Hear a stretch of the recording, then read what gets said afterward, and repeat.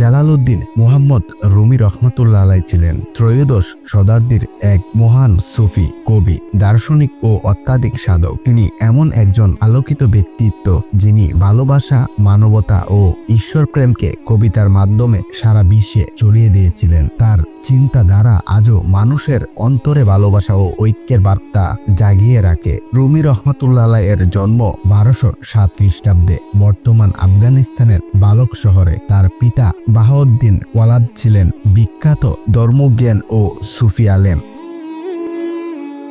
রুমির পরিবার মঙ্গল আক্রমণের ভয়ে বালক ত্যাগ করে পার্সের নিশাপুর, দামেস্ক ও পরিশেষে আনাতোলিয়ার বর্তমান তুরস্কের কোনিয়ায় স্থায়ী হয়। এখানেই রুমি পরবর্তীকালের ইসলামিক শিক্ষা ও তাসাউফ ও সাহিত্য চর্চায় খ্যাতি অর্জন করেন। শৈশবে তিনি পিতার কাছ থেকে কুরআন, হাদিস, ফিকহ ও তাসাউফের শিক্ষা লাভ করেন। পরবর্তীতে দামেস্ক ও আলেপ্পোতে উচ্চশিক্ষা অর্জন করে তিনি একজন জ্ঞানী ও ধর্মতত্ত্ববিদ হিসেবে খ্যাতি লাভ করেন।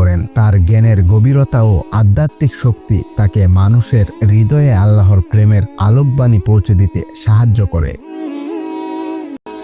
রুমির জীবনের এক গুরুত্বপূর্ণ মোড় আসে যখন তিনি 1244 সালে মহান আধ্যাত্মিক সাধক শামস তাবরিজির রহমতুল্লাহ এর সাক্ষাৎ পান। শামস ছিলেন একজন রহস্যময় দরবেশ যিনি রুমির অন্তর্জগৎকে আলোড়িত করে তোলেন। তাদের গভীর বন্ধুত্ব ও আধ্যাত্মিক সম্পর্ক রুমির চিন্তাকে নতুন রূপ দেয়। শামস রুমিকে বাহিক্য জ্ঞানের গণ্ডিত থেকে তুলে এনে আত্মার জ্ঞানের উদ্বুদ্ধ করেন। এই সম্পর্ক রুমির অনুসারীদের মধ্যে ঈশার জন্ম দেয় এবং একদিন শামস রহস্যজনকভাবে নিখোঁজ হয়ে যান। শামসের বিচ্ছেদ রুমির হৃদয়ে গভীর ব্যথা সৃষ্টি করে, যা পরে তার কবিতায় প্রেম, বিচ্ছেদ ও মিলনের আত্মাধিক প্রতীক হিসেবে প্রকাশ পায়।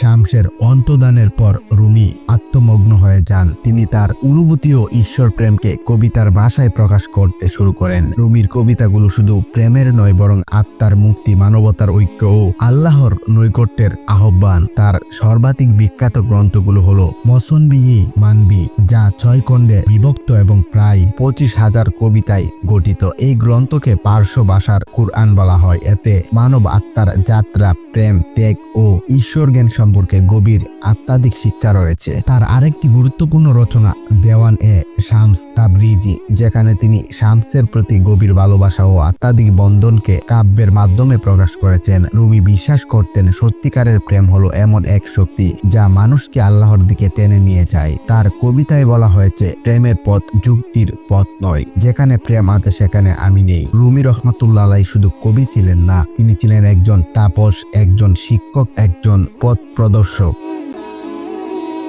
তার শিক্ষা অনুসারীরা মৌলবী তরিকা নামে একটি সুফি মতবাদ গঠন করেন, যা ভালোবাসা, সঙ্গীত ও গৃহ্য নৃত্যের সেমার মাধ্যমে আল্লাহর স্মরণে লিপ্ত থাকে। এই গৃহ্য নৃত্য আজও কোনিয়ায় অনুষ্ঠিত হয় এবং বিশ্বজুড়ে আধ্যাত্মিকতার প্রতীক হিসেবে পরিচিত।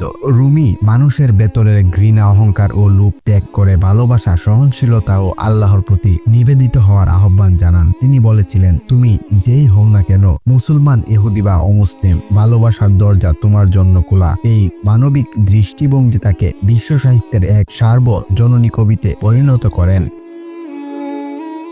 1273 খ্রিস্টাব্দে রুমি রহমতুল্লাহ আলাইহি ইন্তিকাল করেন। মৃত্যুর আগে তিনি বলেছিলেন, আমার মৃত্যুর দিন হলো আমার মিলন দিন, প্রিয় আল্লাহর সঙ্গে সাক্ষাতের দিন। কোনিয়ায় তার মাজার আজও লক্ষাধিক মানুষের তীর্থস্থান, যেখানে মুসলিম, খ্রিস্টান, হিন্দু, এমনকি নাস্তিকরাও তার প্রতি শ্রদ্ধা জানাতে আসেন। রুমি রহমতুল্লাহ আলাইহি এর শিক্ষা আজও প্রাসঙ্গিক। তার প্রেম ও ঐক্যের বার্তা বিভক্ত পৃথিবীকে এক করার আহ্বান জানায়। তিনি শিখিয়েছেন, ধর্ম, জাতি বা বর্ণ নয়, সত্যিকার মানবতা ও প্রেমী মানুষের আসল পরিচয়।